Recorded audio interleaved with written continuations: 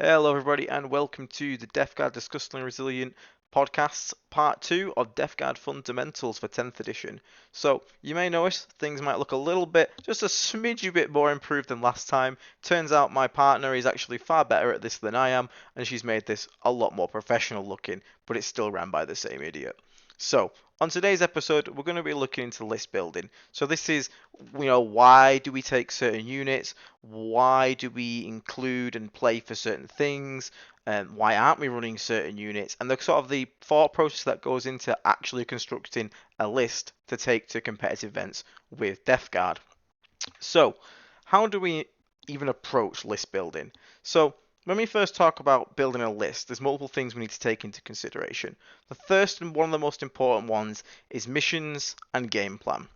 So, surprise to some, but not to all, not every single event uses the same mission pack. It's quite common actually that certain events ran by their hosts and their TOs will have their own mission packs that will differ from others. And because of this, there are fundamental differences to how some games will play out with certain lists and certain armies. So we need to make sure that when we're building our list, we're actually looking into these ideas and these missions and trying to build our army to best approach them. So, for example, at the Leeds GT we just went to, there was a mission 5 where basically it was the secondary, not secondary, the special mission rule was that the central objective would be removed, which would actually leave us with 4 objectives, of which they were 2 on each side basically. Now because of this, this meant that this final mission really rewarded armies that can either hunker down and impact our opponents from across the board, or have the speed to get across the other board and cross no man's land, as it was fairly open, which we'll get onto when we talk about terrain. Now, because of this, I looked into stuff like plague burst crawls, etc., because I knew I needed in that mission to be able to impact the opponent and potentially score secondaries during this strange layout of a mission where there's no central objective. So that there is an example of how a mission has already impacted a decision I made in my list. Now we'll get into that further as we go on, but that's just one thing and how the mission structures themselves can affect the game plan and affect our list building that goes alongside that. So the next thing, as I just touched on then, is terrain. So some events have set terrain sets, some other events have different set terrain sets. It's important to look at your tournament package and understand the type of terrain you'll be playing on. There are many different formats. You have UKTC format, which is the one I commonly play on.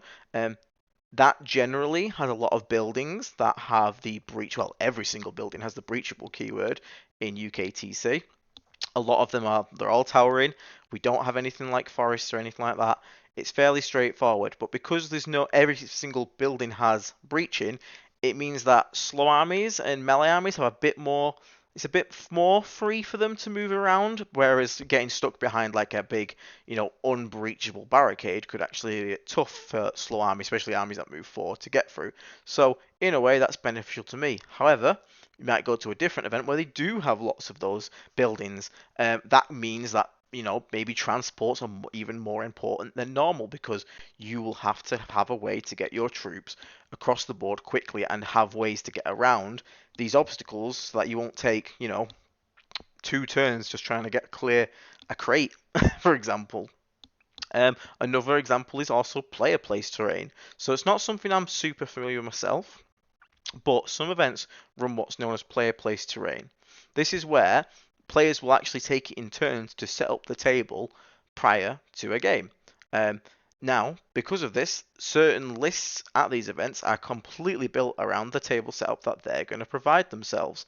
So, if you're, for example, you say you're a tower player and obviously you want big firing lanes, you might opt to keep all of your terrain back towards your board edge, which leaves the middle of the board, no man's land, much more open for you to get those firing lanes. However, if you're something like Death Guard, which is nice and slow and wants to sort of brawl in that close range area, you might have your buildings placed more aggressively so that you can get into staging points. Staging points being places on the board where you can sit in safely, but be able to reach out and aggressively touch objectives on units if they come to contest them. So again, that's another example of how terrain can directly affect the sort of list you see. Obviously, Death Guard like quite high terrain. We have access to units such as Plague Burst Crawls with ignores line of sight. We're fairly slow, so we don't want to be getting shot the entire time we're trying to cross the board, etc. So high terrain density is quite good for Death Guard. Planet Bowling Ball, as it's known, and some people know what that means. For those who don't, it means basically almost a near empty table is a Death Guard's nightmare, especially in the current context of Death Guard where we're not actually very resilient. So knowing these things beforehand, you might look at an event pack and it might have awful terrain, like really, it won't happen. But let's say hypothetically, you looked at an event and it had very, very little terrain. The middle was always open. I wouldn't even consider attending that event personally as Death Guard because I know what's going to happen. However, armies like Custodes, who don't rely on stuff like that, having terrain all the time, it helps, but they are innately tough, might flourish on that because they can just go and stand in the middle and still not be caring too much. Other armies with lots of shooting also might like that event. However, for us, that wouldn't be a great. However, we might see another event where the terrain is quite dense, there's good staging points, there's good positions to hide plague burst calls, etc. And these are all things that might, again, mean Death Guard have a better chance of doing well at an event like this. So terrain does actually come in huge when we're deciding, are we going to attend an event? What army are we going to bring to that event? And obviously, in our case, it's Death Guard. And what units are we going to bring within that army to succeed on that event? So another thing is your local meta or the event meta. So a lot of people have different results with different armies because of their local meta. My meta, for example, went for a phase of having everyone playing Imperial Knights or Custodes, and it was miserable. But this was a phase. This was back in ninth edition, and it has moved on since then. Now there isn't actually too many Eldar players in my local area, thankfully. At events there is, don't get me wrong, but in our local store, I don't have to play Eldar anywhere near as much as I dread, so it's not too bad.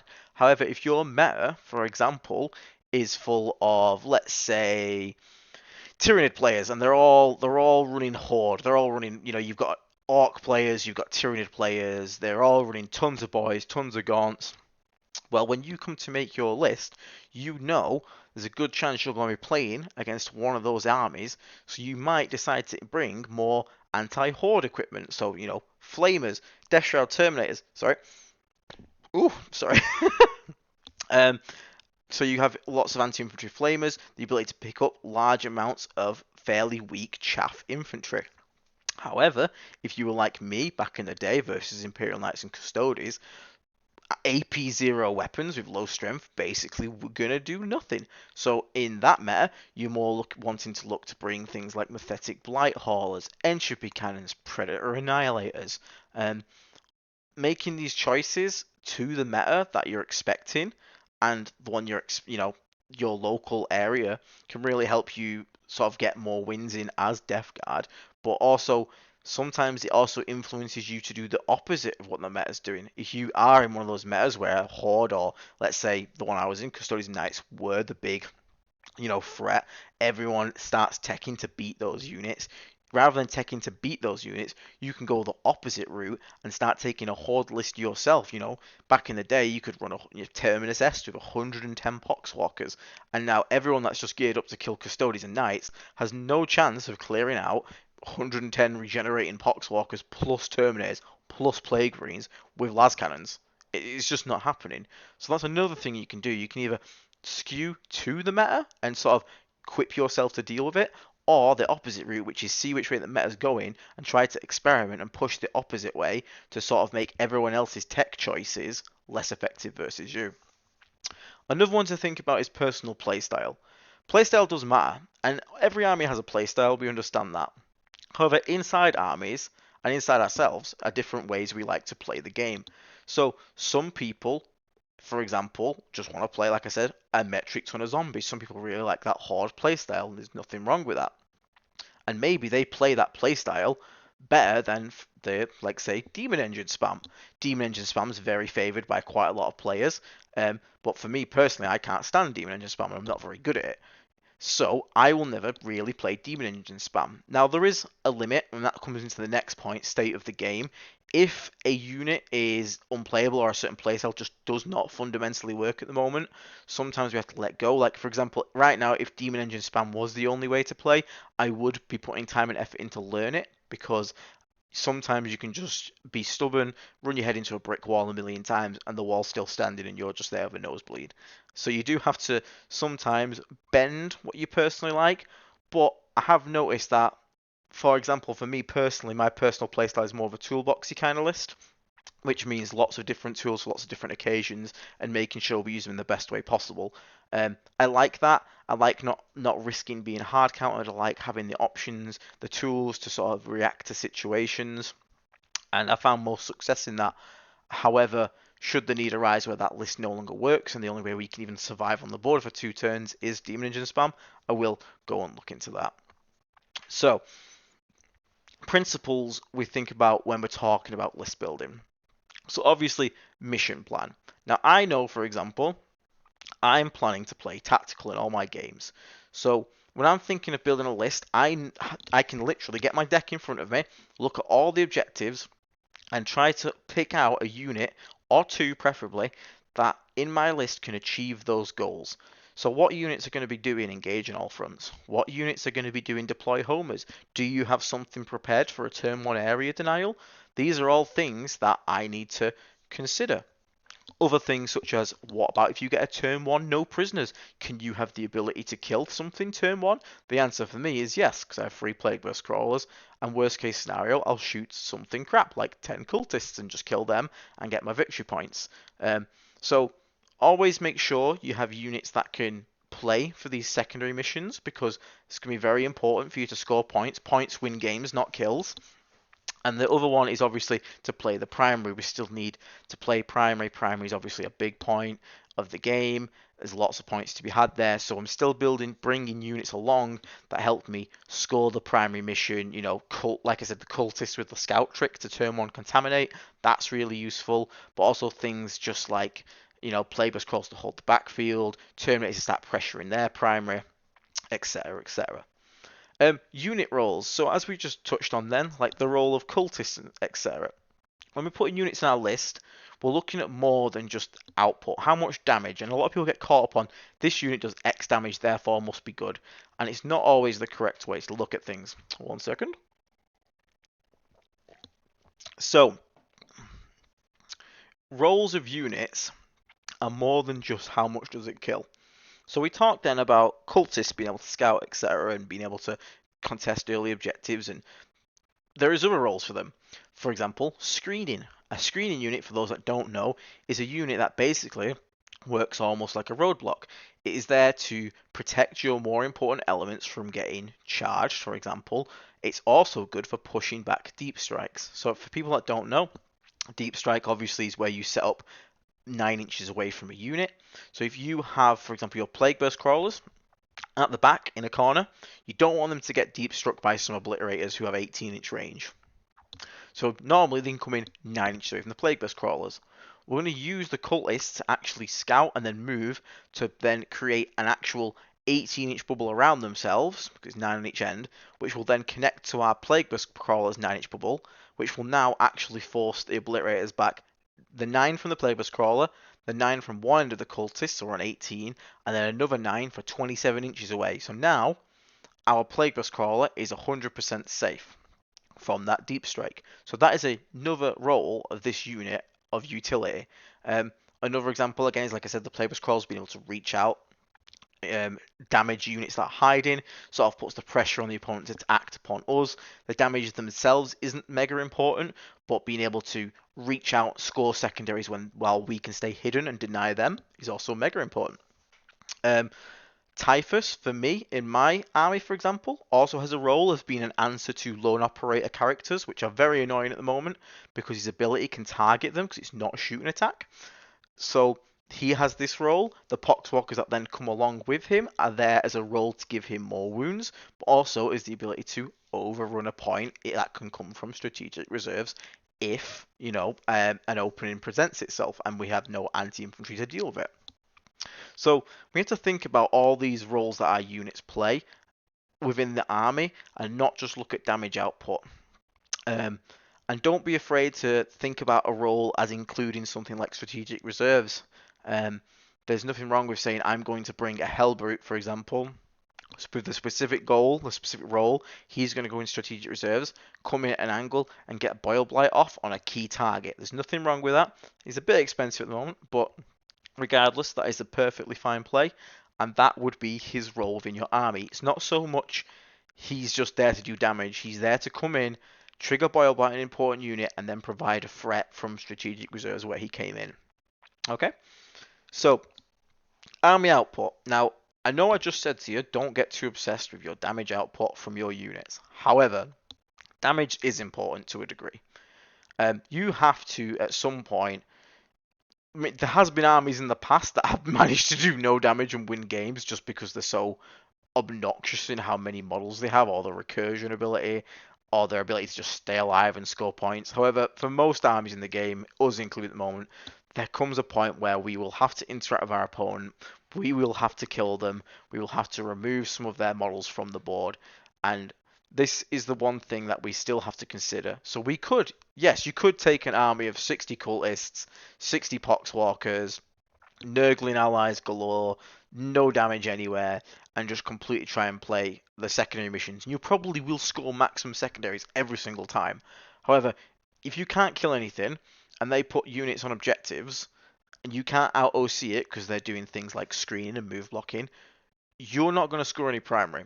And they're eventually, all their killing is going to start adding up because their firepower isn't diminishing because you're not killing anything. So turn 5, they're picking up the same amount they were turn 1. And that's not sustainable for any army. So it still is important to be able to reach out, damage key important elements of the opponent's army, and pick them off. Otherwise, like I said, we will be taking an entire 2k points worth of firepower for the entire game, which is not good. So do remember, output is important, especially to bring the correct types of output. Anti-tank, anti-vehicle, sorry, anti-tank and anti-vehicle, the same thing. Anti-infantry and anti-tank need to be bought together. You don't want to get into a situation where you run into a list like Knights, you haven't bought any anti-tank at all, and you're about to get ran over just because you can't deal with them. Next one, utility units. So these, again, this is sort of coming back to your screening units. It's also coming back to characters, etc., that don't necessarily have to fulfill the role you think. I bring a Sorcerer in Terminator armor, and he's very good. He's 80 points, he has a great spell, and most of the time I will put him with a unit of Death Shroud. However, he has a bit of utility flex where if I'm against a matchup where his -1 damage in melee spell isn't required, I will instead maybe decide to deep strike him on his own just to have an extra unit to play around with. It's very hard for an army to screen out a single 40mm base, so he can really punish mistakes, show up, score secondaries, or just get a really nasty angle to fire off that spell. This puts him in this weird area of he can do multiple things. He can either just be a secondary scoring unit this game, he can join a Death Shroud unit this game and give them the damage reduction, or he can just go to, basically try and assassinate a unit but by being an unscreenable 40mm base. He has that utility, which is a nice include to have in the list. It's a bit rare at the moment to get good utility units in Death Guard. This is more where we're talking about lone operator characters, assassins that can be allied into Imperium armies. But there is a few things, like I said, with the Death Guard, Terminator Sorcerer. So keep your eyes open, you might find some more.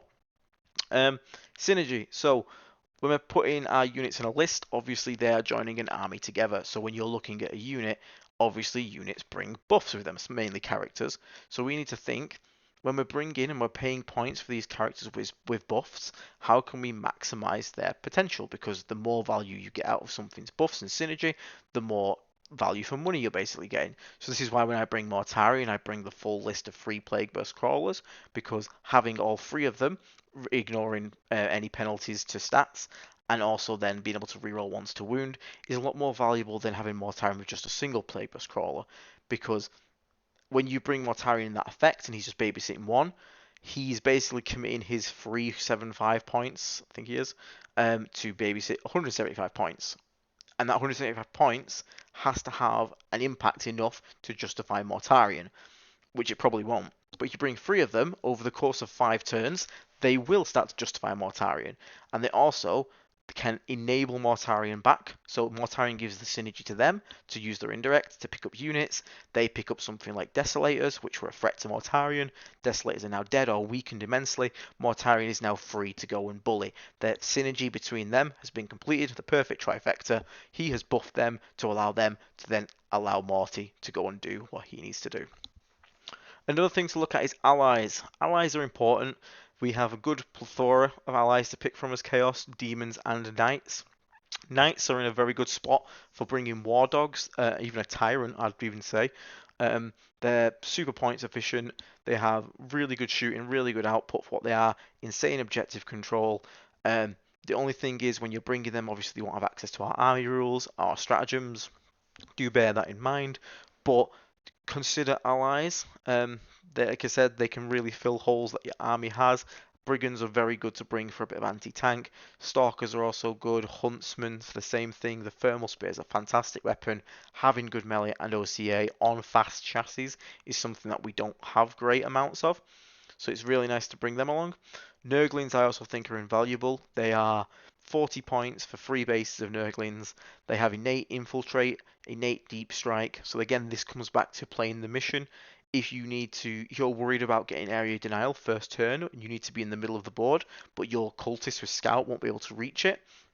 You can just deploy the Nurglings on the middle or near to the middle that they can move onto it in case you draw it first turn and manage to score you those points. And that's something that can only be got by those Nurglings, but they also give you that utility again, going back to the utility, where if you don't worry about that and there's no middle objective or there's no reason to infiltrate, you can put them in deep strike, bring them in later to score a secondary, and they can also deny enemy infiltrators because an enemy infiltrator can't be set up within 9 of one of your units. So if you put your infiltrators out first, you can then push back their infiltrators. So it's a very good unit and always worth considering. So I'm just going to have a quick swiggy drink again. 1 second. Once again, but all pictures provided by Nurgle's Mansion Discord. Amazing, honestly, mind-blowing work. So, list archetypes. So, in 40k, there are certain archetypes of lists that are known throughout different armies. And they're shared, the archetypes are mainly shared. And these are some of the main ones. So we have a balanced and standard list. This is sort of like the list you sort of generically see. A bit of everything, kind of just works as a standard army. MSU, which stands for, there's multiple things. So there's multiple small units or minimum sized units. This is the idea that all the units you take in your army are at their minimum size. So you have small sized units, but lots of them. So this is really good for stuff like playing secondaries, etc., as you have tons of units to keep throwing away, scoring, doing what they need to do. We have Skew Lists, which also include Hordes. These are lists that basically double down on profiles or double down on a certain playstyle, like a Horde playstyle. And these are lists like you see, like mainly with Knights are a great example. The main example of a Skew list is Knights. You know, it's a lot of toughness 10, toughness 12 bodies. You either can deal with it or you can't deal with it, and you get run over if you don't, or you get stomped if they can. So we'll get into these in more detail in a second. The one that we're not going to get into detail on is the Bricks list. So Bricks is a style where basically right now Custodians are a fantastic example of Bricks, and we used to be. Bricks is the idea of bringing not a small amount of models, but a small amount of units. So 3 times 10 shield guard, for example, for Custodes, is free. It's 30 models, so a lot of models, but it's a huge bricks of models that basically are made to be super resilient. All the buffs are given to them, and these 3 units are basically going to walk forward and just try and stamp through the opponent as an army. So they don't have many units to play with, but that doesn't mean they have little models, because the units that they do have been buffed to the high heavens by support characters, etc., stratagem use, and it's basically trying to maximize the efficiency out of these large units rather than going for small units or balanced approaches. This is a unit, this is 600 points, here is an identical one, here is another one, can you deal with it? If yes, you win, if no, I win. So, balanced lists. Balanced lists are also known as TAC lists, which stands for Take All Comers. They usually involve a mixture of vehicles and infantry. This is sort of like your standard list. This is you've showed up, you've just learning Warhammer, you've got your Plague Burst Crawl, you've got another Demon Engine, you've brought some Plague Marines, you've brought some Terminators, some Poxwalkers, you've got a bit of everything. That's what attack list is. And it doesn't mean it's a bad list. I actually prefer these lists the most. They don't really suffer hard counters. Now, don't get me wrong, every army innately has counters. For example, Death Guard really don't like Eldar, which is obviously a great state to be in right now, or anything fast that can kite us. However, you won't be hard countered by coming up against, for example, the opponent has bought 40 las cannons. Okay, my tanks are probably screwed, but I still have plenty of infantry to play the game with. Um, Whereas in Skew Lists, as we'll get onto, that can actually become a real big problem. They're a jack of all trades army. List approach. You have a bit of everything. You have the ability to interact in different phases, the ability to deal damage at range, damage at melee. You have some tough units, some squishy units, some expendable units, some not expendable units. And really, it's a toolbox list, which means that you have the tools in your list. You've included them in your list. So you've brought the indirect fire, you've brought the some damage-free weapons, you've brought some anti-horde, some anti-tank. But now it's up to you as a player to optimally use them the best as possible and not lose those tools for free because you don't have many of each. You have everything, but you don't have tons of it. So you can become a bit of a master of none as well, which can be a bad thing, but it also means that you'll never be caught with your pants down in a bad situation. You will always have a tool in your list at the start of the game to deal with a potential problem. Um, so these are sort of like the most generic lists you'll see, and it's my favorite kind of playstyle. So MSU lists, so these are the multiple small units ones. These ones generally approach the game with the idea of scoring above everything. So having lots of small units and lots of units to throw away means that you can play the objective very well. If you get something like engage in all fronts, and you have really cheap units, like you have like 6 units of, or 3 units of cultists, you're happy to say, yeah, I'll deep strike one of my 3 Nurglings, I'll throw away one of my squads of cultists to score max points and engage this turn, and in return I've lost 95 points. You can deal with that, happy, move on to the next turn. It's all about the scoring for these. These guys will quite often score max on secondary. However, they can struggle with primary.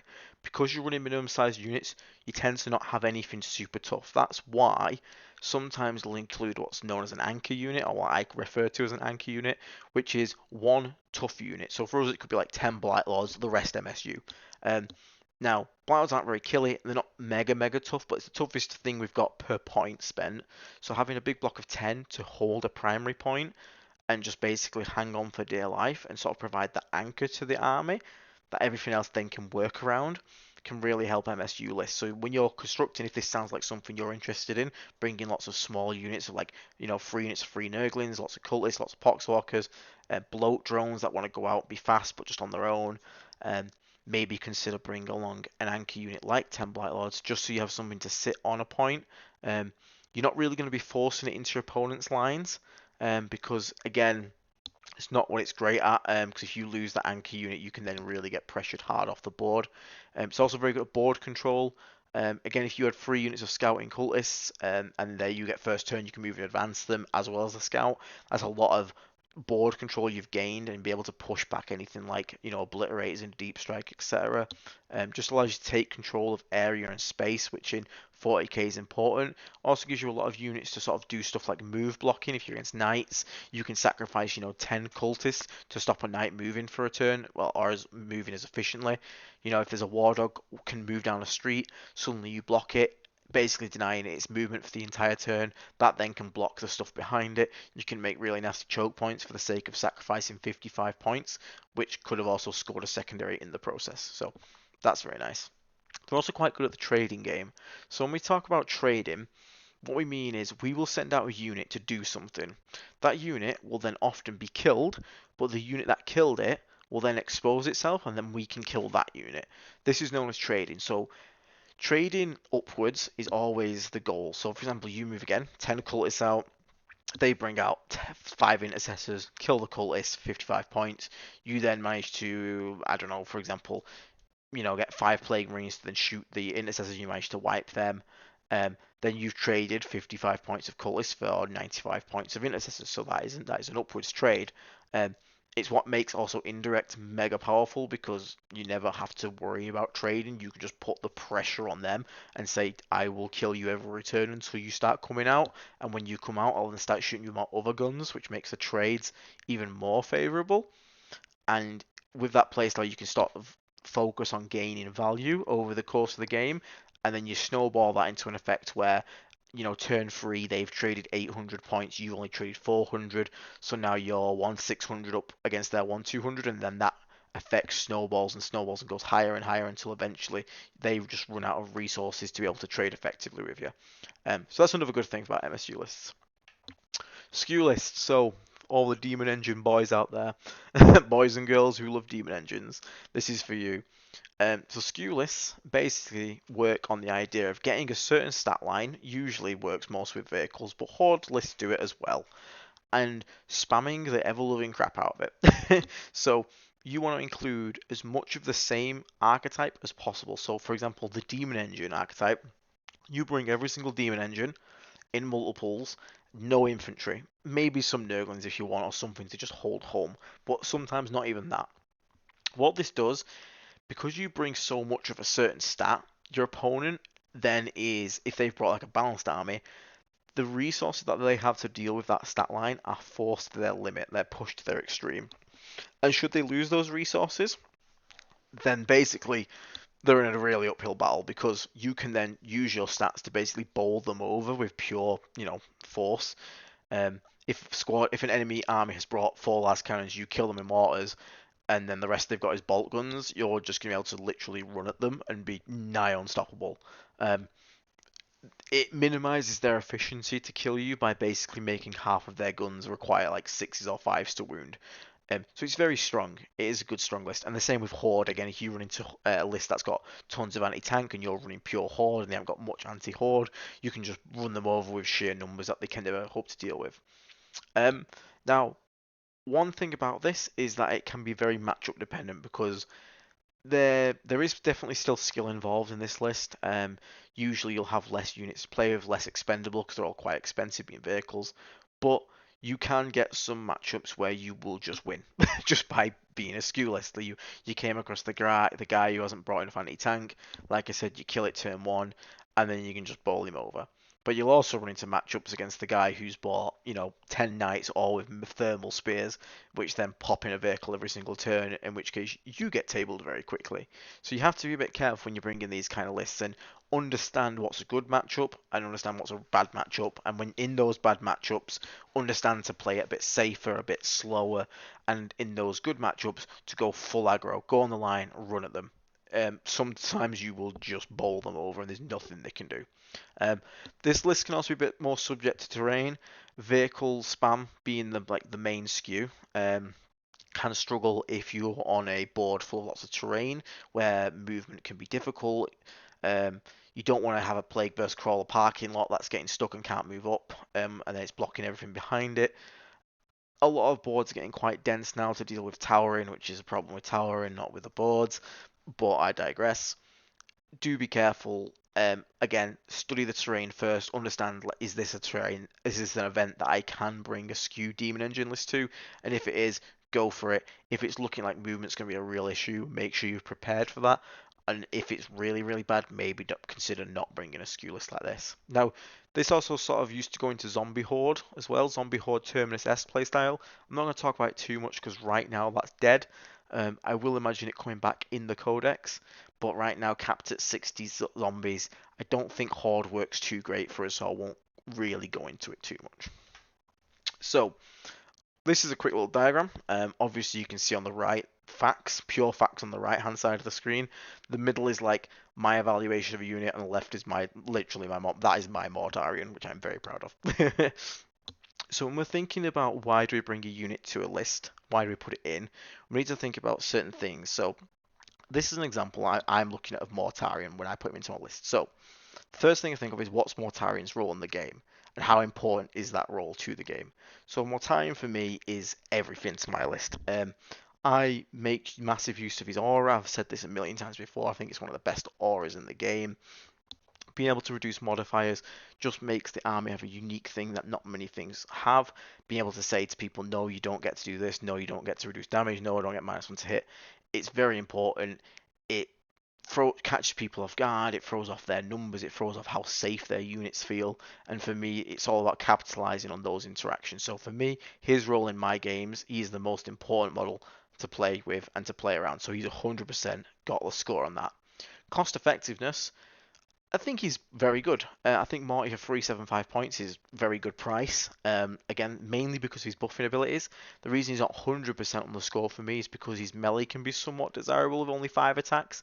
If he had 7 attacks or something like that, I'd 100% think this guy is like worth it every single time for the points. But as it is, probably about 80%, 8 out of 10. Tradability.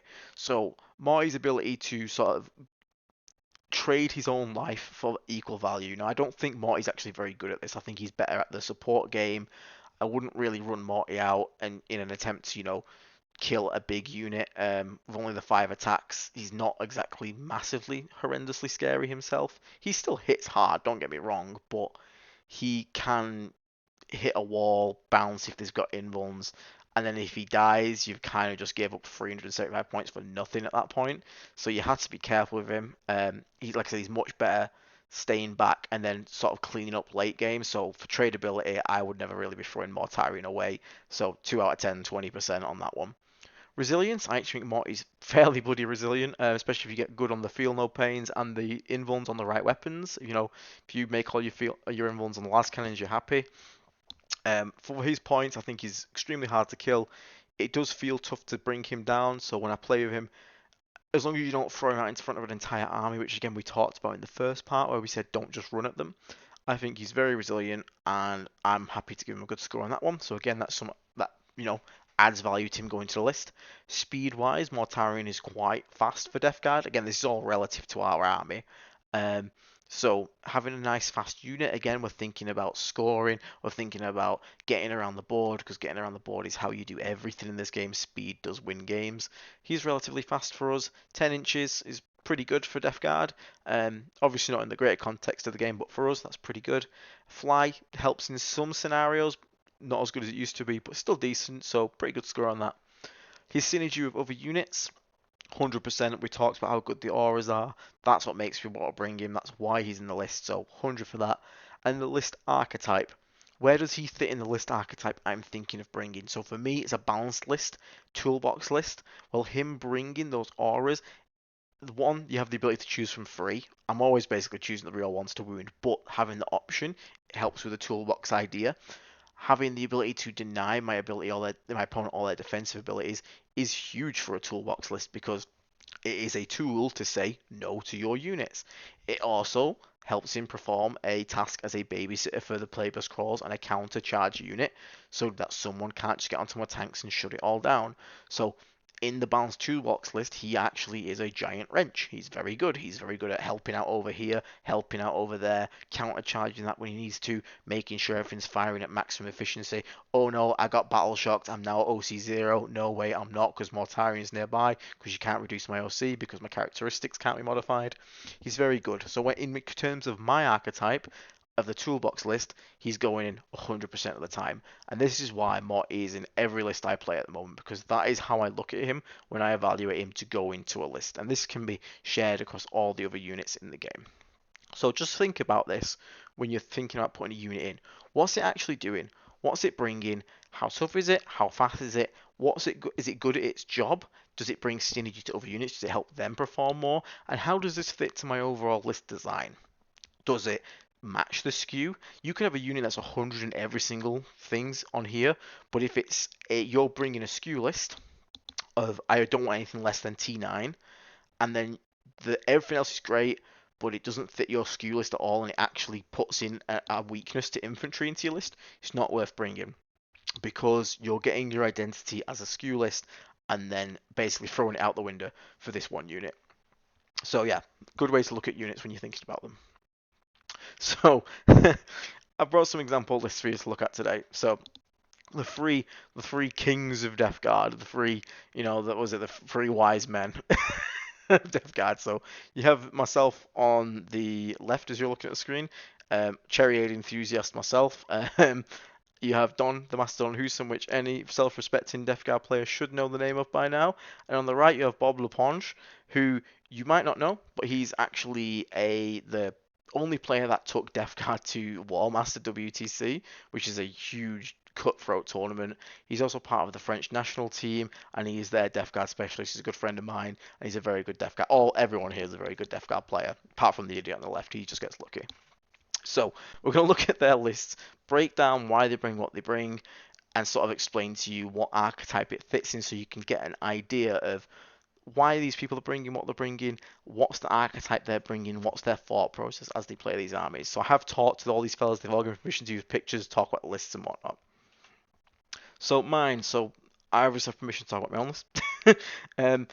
People should have probably seen this list somewhere before. This is the list that went 4-1 at Leeds. It's also a variation of the list that went 5-0 at the GT in Element Games. So my list, for those who don't know it, is Mortarion, Lord of Virulence, Sorcerer and Terminator Armor, Typhus, 2 units 10 Cultist, 20 Poxwalkers, 2 Chaos Spawn, 2 units of 3 Death Shroud Terminators, 2 units of 3 Nurglings, 3 Plague Burst Crawls, 1 with Entropy Cannons, 2 with Plague Spitters, and a Predator Annihilator with Las Cannons. So this is a balanced list. This is my list. This is the toolbox list that I take to my events at the moment. So why is everything included? I don't need to talk about Mortarion anymore. I've gushed over him enough. The Lord of Virulence is included for this synergy aspect to the army because we do have 3 Plague Burst Crawls which all benefit massively and are a core part of this list, especially with Mortarion. So he's allowing them to hit on 2s and ignore cover on any unit he can see. That's very nice. He also then synergizes with one of the Death Shroud Terminator units by not only giving them -1 to be wounded against strength that's higher, but he's also going to give them reroll to wound on their shooting attacks, which can then trigger stuff like the anti-infantry 4+, which can then trigger stratagems like Ferric Blight for AP2, etc. Sorcerer and Terminator Armor, he usually goes with the Death Shroud, but as I said before, he's a toolbox inclusion. He can also go on his own, be deep strike to the 40mm base, attempt to assassinate some units with his nasty psychic power, or just be another unit to play missions with in the games where I think I'm really going to have to win off points. Typhus is included, again, toolbox choice to deal with stuff like Lone Operator. He's also really nice to come in from reserves with the Poxwalkers, because again, it gives me the option to not abuse, but sort of like exploit any weaknesses in my opponent's list. They've brought very little anti-horde. I'll mortar that off, then I'll bring Typhus in from strategic reserves, start chomping away at one of their objectives. Very hard to remove, especially when he's regenerating them all. So again, another toolbox choice. 2 units 10 cultists. Again, we've talked about the benefits of cultists screening, getting those early contagions off on the objectives. Also, worst case scenario, they can go into reserves and just come in to do secondary play. So again, another toolbox unit, so it can do multiple things. Trigger Boil Blight, go out and scout, screen out for me, go into reserves, score secondaries, first turn area downs, lots of uses for colours. Fantastic unit at the moment. 2 Chaos Spawn. So Chaos Spawn were brought again for the utility role. So my worry was that if I have 10 cultists holding a point, and the opponent comes in with something like, let's say, Alaris Terminators, because Custodians are a big thing at that moment. From the shooting and the grenade launches they have, there's a good chance they kill 10 cultists. However, Chaos Spawn, getting cover and having a 3-up save, and then followed by a 5-up Feel No Pain at T5, is much more likely to survive a deep strike from a unit like that. Not if they make the charge, obviously, but from the shooting, which means that they're actually a better unit to hold certain objectives in my backline. They're also fairly fast with an 8-inch move, which means it's another unit that can play for stuff like first turn area denials, or get into objectives turn 1, get into the staging point so that they can next turn get onto a point and start contaminating it. Again, it's a toolbox unit. It's a nice inclusion. It's not 100% that one, but it's the best I had for the points, so I'm happy with them. We take a little bit of an element now from the MSU playstyle, sort of again bringing the MSU aspects into the balance list with 2 minimum squad sizes of Death Shroud Terminators. I could bring 1 big squad, which would give me an anchor, so like a big anchor unit, which is nice. However, I'm more focused on being a toolbox, being able to react, being able to score secondaries. So I take the aspect of the MSU list, bring 2 units of 3 instead, put them in deep strike, and use them to react on the board like a toolbox list would. A problem has arrived, I have a solution for it. If I just had the 1 unit of 6, that's harder to not only bring in because of space, but also if I then commit to that bringing in that 6, there's nothing else to follow up to deal with a potential other problem. 2 units of 3 Nurglings, fantastic ally to bring along. Again, all the benefits talked about before, infiltrate, scout, massive toolbox of abilities, deny their infiltrators, infiltrate onto points to score early as secondaries, deep strike at worst case scenario, because again, 3 little bases are quite hard to screen out. And then the Plague Burst Crawlers, which again, the toolbox list choice of being able to mortar my opponents from pure safety, they can't interact backwards, puts the onus on them to make the first move, which then allows me to react to them, make trades, use my toolbox to then exploit openings that they leave, etc. So this is my list. That's the way I sort of play it. We'll talk about game plan more and like deployment and stuff in one of the next episodes, but you can sort of see all the reasons now I've brought all of these units. Oh, the Predator Annihilator, sorry, I missed him out. He's there because I had, when I first played, a weakness which was anti-tank, so I actually ended up swapping out some of my Plague Marine and Rhinos to bring along a Predator Annihilator. Now, when I did that, I didn't want to lose too much on the secondary game, because that's what I was using the Plague Marines and the Rhino for. Hence, the Nurglings came in as well, plus the Predator. So now I've fulfilled that anti-tank niche that I needed to up my anti-tank capacity, but also didn't sacrifice the secondary mission play by bringing the Nurglings along as well. So you can see how that decision was made. I kept some of the scoring aspect, but I had to trade a little bit of it off to shore up the weakness to vehicles.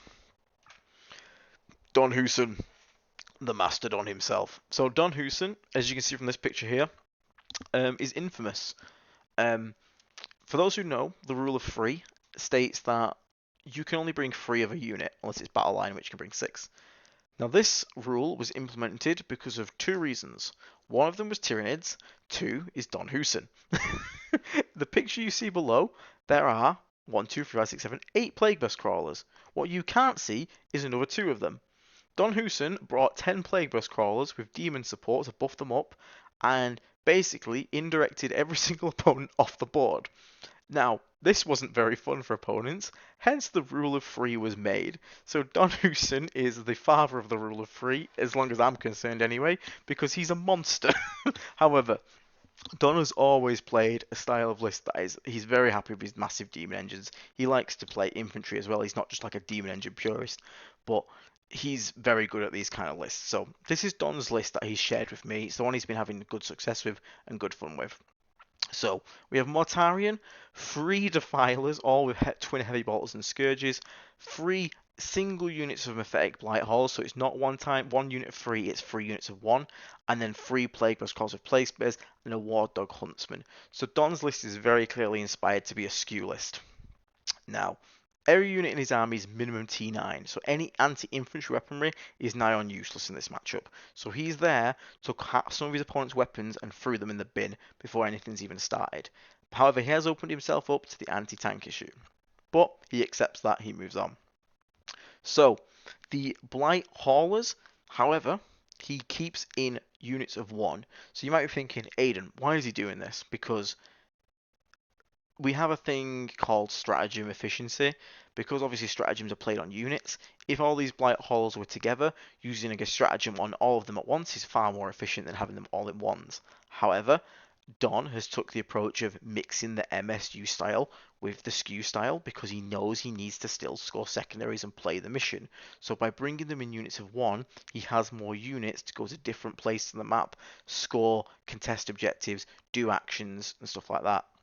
Now don't forget, because of big guns never tire, all of Don's army here can shoot in combat, which also means that they're eligible to shoot in combat. And if you're eligible to shoot, you're eligible to do actions for missions. So even tying up his army in close combat won't stop him doing stuff like deploy teleport homers, etc.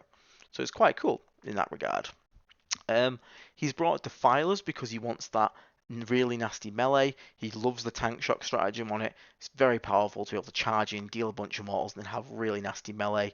He's also got the shooting from the battle cannons and the twin heavy bolters. This is backed up by the plague burst crawls with their mortars. The plague burst crawls have brought all flamers because he doesn't need the anti-tank as much due to the defilers and the blight haulers. So the crawlers are fully on the plague spitters to help him deal with the weakness that his list might have to infantry, as defilers and Mephitic blight haulers sometimes can struggle with infantry. It's probably also the reason he's brought heavy bolters, to have some extra anti-infantry shooting.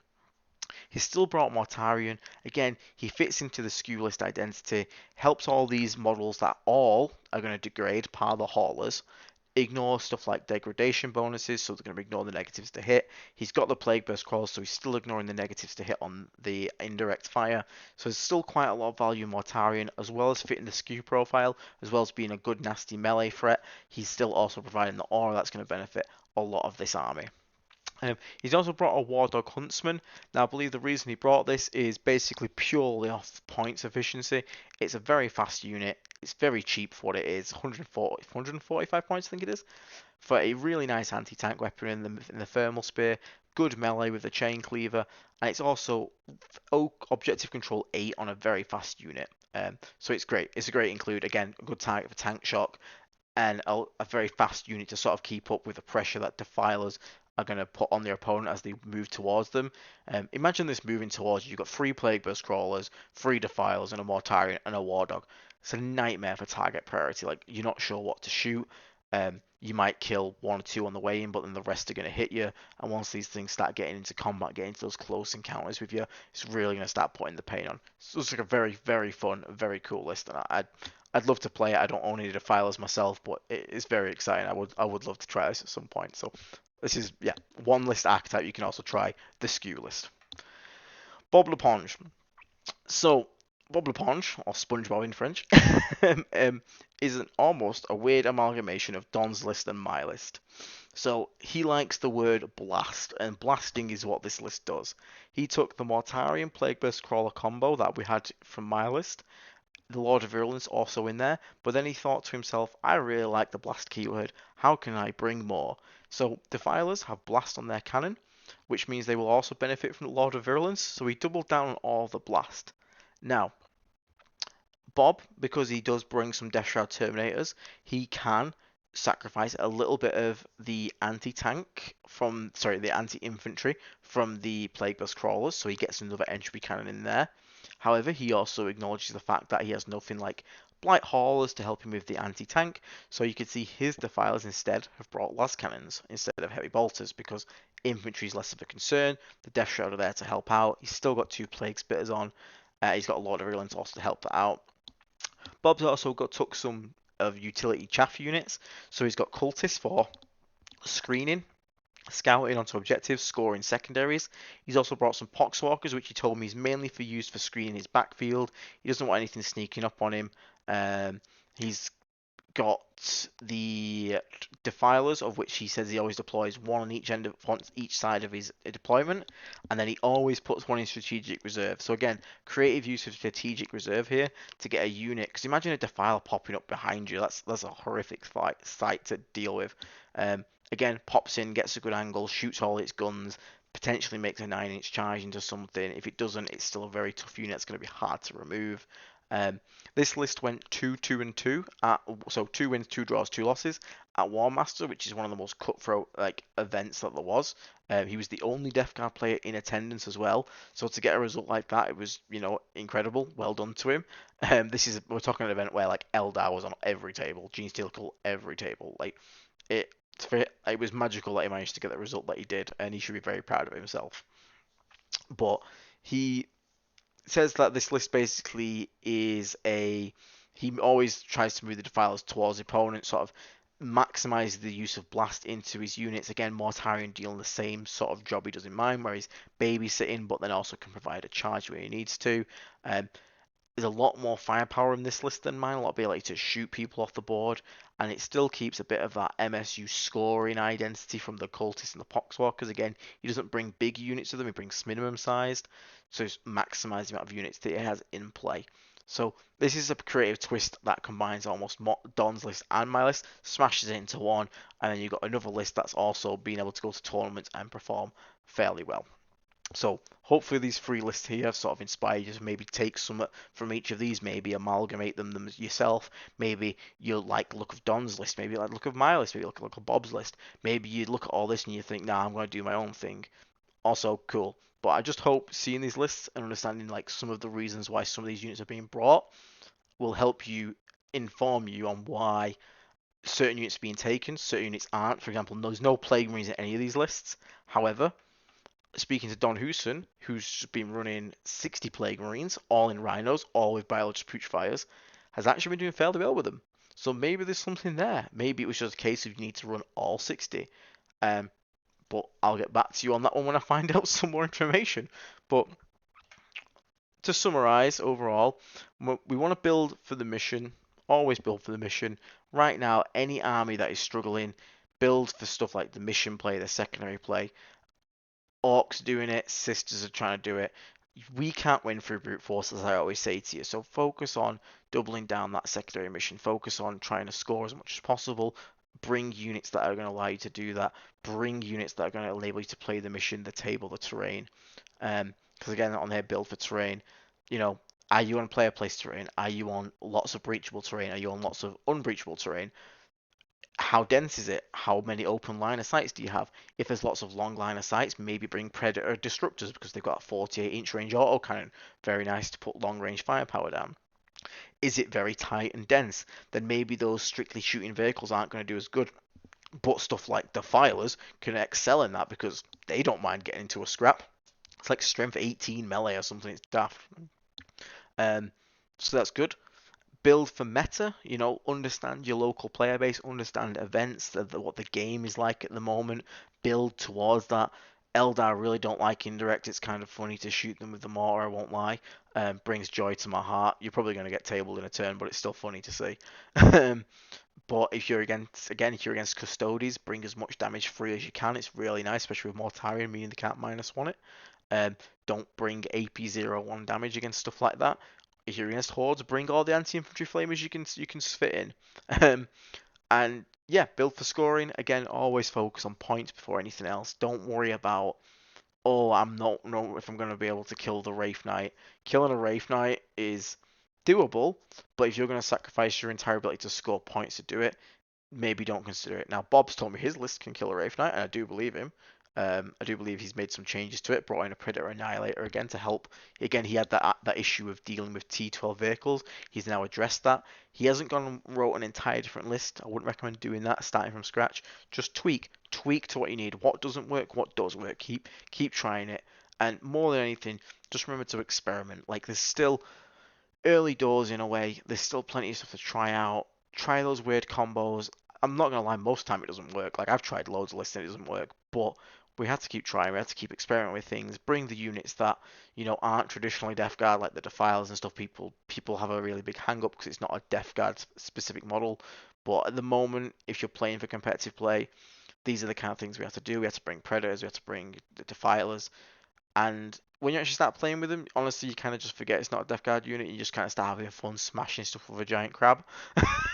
But yeah, don't be afraid to experiment. Please come back and tell me that you actually ran max Poxwalkers, max Cultists, max Marines, and managed to just score 100 and win every game by default.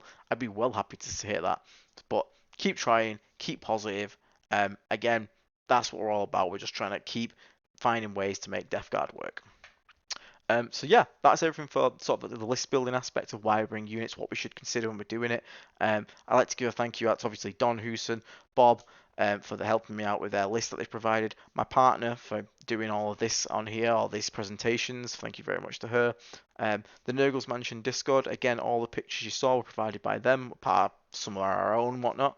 And obviously to you, the listeners, the comments and the support on the last video was insane, and it made me super happy, super hyped to get the next one out. There'll be more coming again. I think the next episode we're going to start looking into actual, it's either going to be the units themselves, or we're going to start talking about actual in-game decision making, why we should be doing certain things. Maybe we look at some of the meta matchups. We also might have the balance patch coming out soon, so maybe there'll be some more content talking about that.